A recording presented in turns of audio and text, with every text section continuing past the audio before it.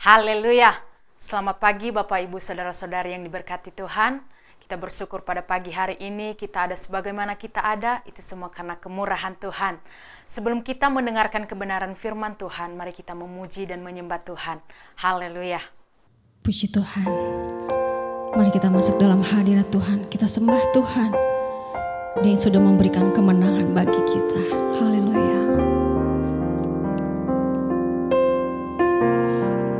Ku tidak takut, sebab Kau besertaku.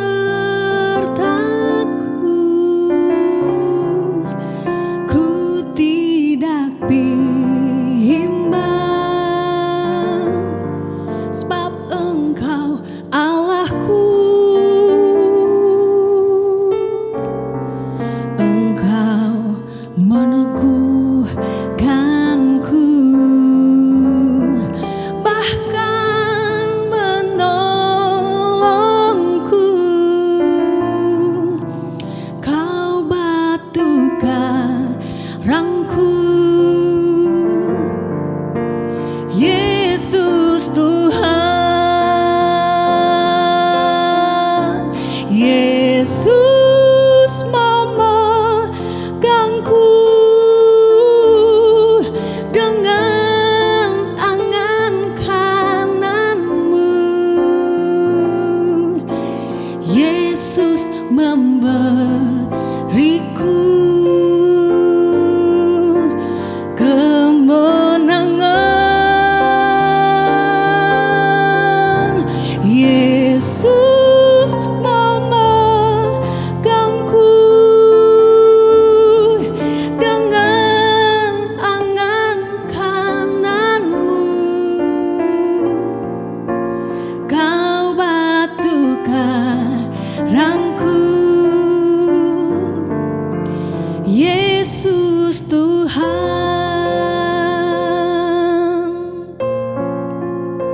Haleluya Yesus. Engkau meneguhkanku, bahkan menolongku. Kau batu karangku, Yesus Tuhan. Yesus memegangku dengan tangan kananmu. Amin. Yesus memberiku kemenangan.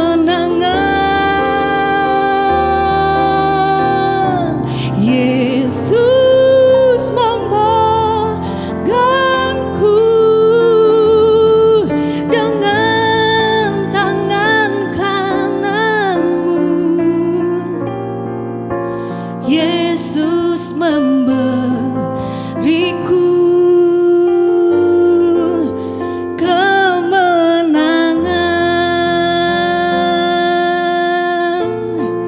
Haleluya. Kau Tuhan besar yang beri kemenangan. Haleluya. Yesus.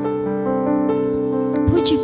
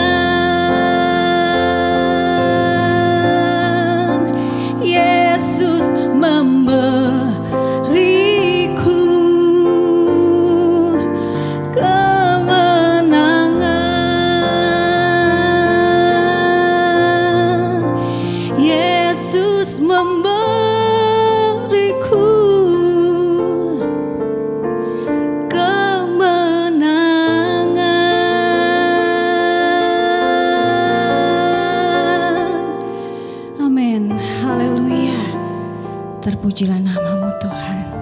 Siap kita mendengarkan firman Tuhan dengan hati yang terbuka. Haleluya.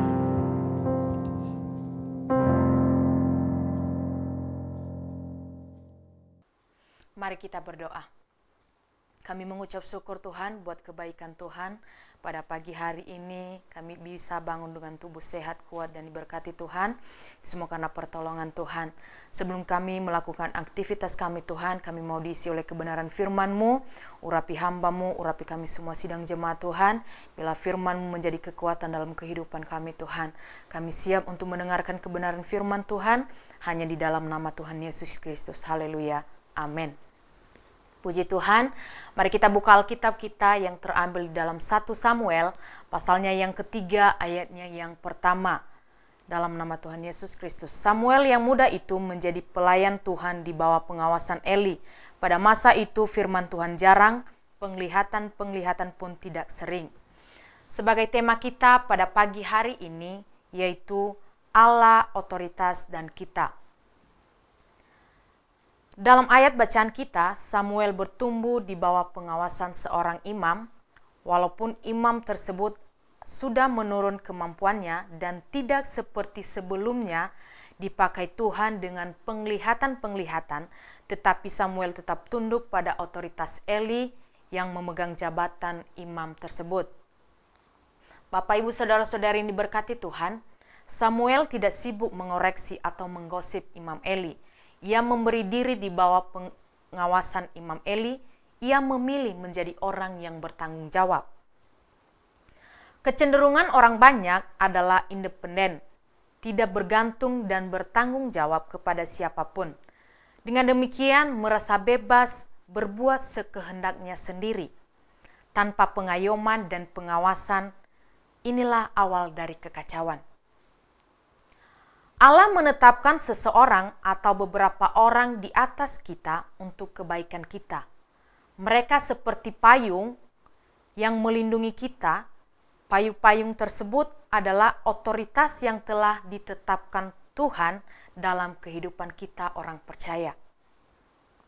Bapak, Ibu, Saudara-saudari yang berkati Tuhan, payung otoritas itu bisa merupakan bentuk hubungan antara suami dan istri, orang tua dan anak, pemerintahan dan masyarakat, atasan dan bawahan dalam pekerjaan, para pemimpin rohani dan jemaat. Apapun warna payung itu, berapapun besar payung itu, bahkan seandainya payung itu berlubang, hendaknya kita jangan keluar dari payung itu. Bapak, Ibu, Saudara-saudari yang diberkati Tuhan, apakah otoritas itu? Otoritas adalah wewenang, hak, atau kuasa untuk mewajibkan kepatuhan. Dari sudut pandang firman Tuhan, Allah mempunyai hak, kedaulatan, dan kuasa tertinggi untuk menuntun kepatuhan dari ciptaan karena Dialah Sang Pencipta dan Tuhan segala bangsa.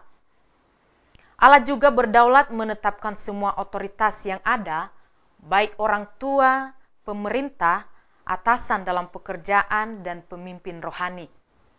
Bapak, Ibu, Saudara-saudari yang diberkati Tuhan, bagaimana sikap kita terhadap otoritas? Secara positif, sikap kita terhadap otoritas adalah tunduk dan taat. Tunduk artinya menerima dan menghormati otoritas yang atas kita.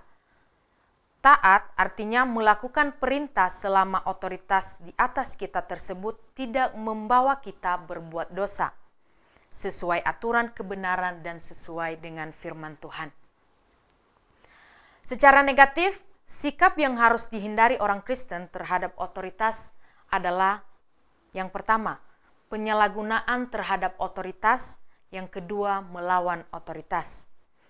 Penyalahgunaan otoritas terjadi saat seseorang menggunakan kewenangan yang dimiliki untuk kepentingan yang salah, atau saat ia bertindak sewenang-wenang terhadap yang seharusnya dipimpin dan diayomi.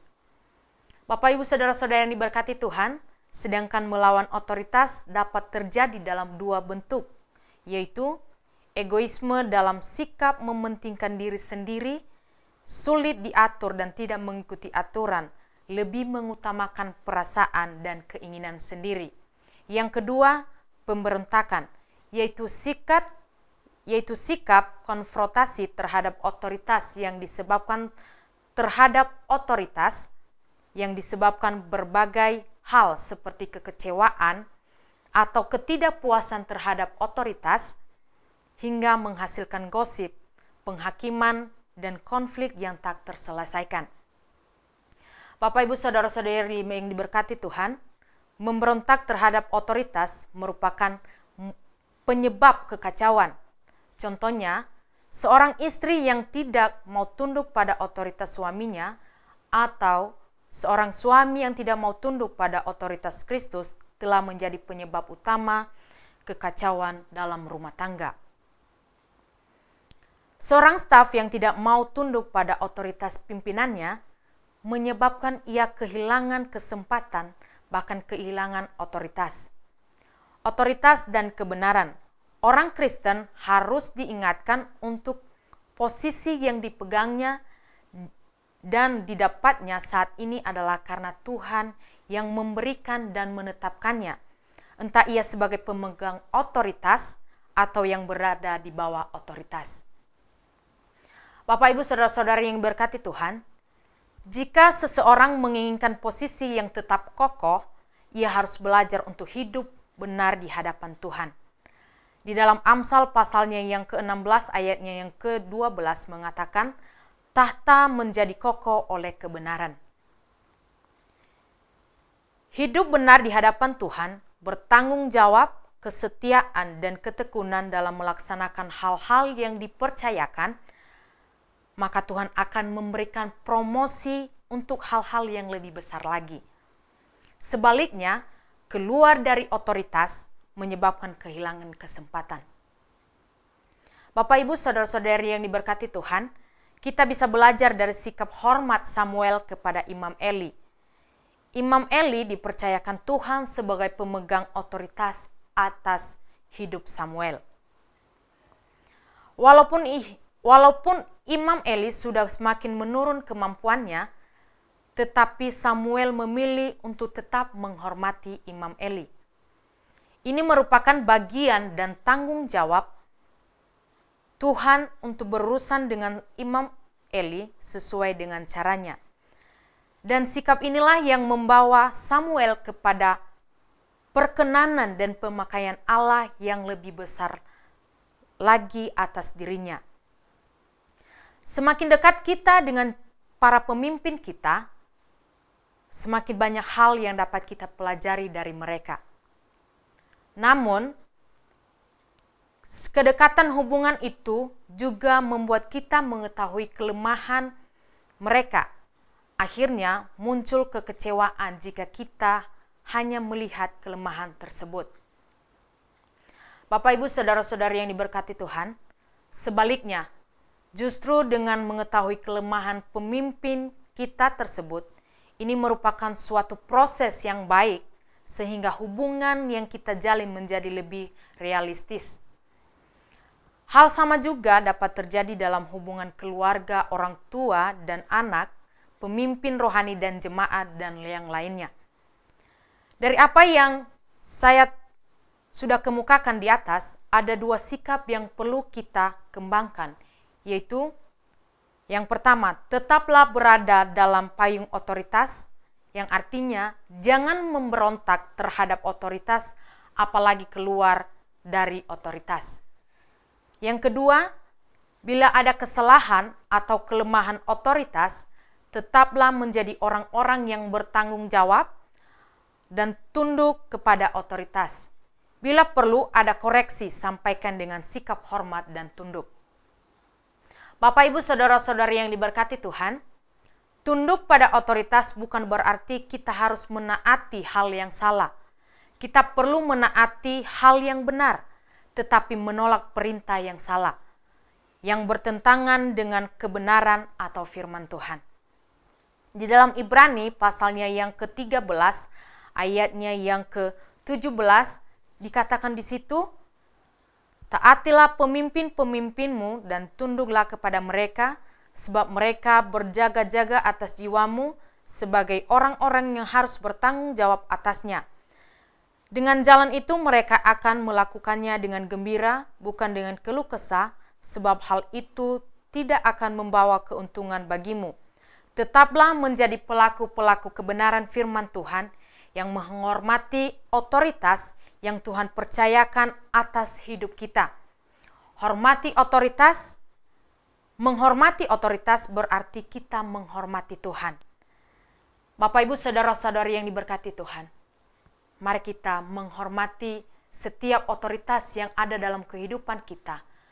Karena otoritas yang Tuhan tetapkan dalam kehidupan kita, itu adalah otoritas yang terbaik, dan kita juga menghormati Tuhan yang menjadi otoritas utama dalam kehidupan kita.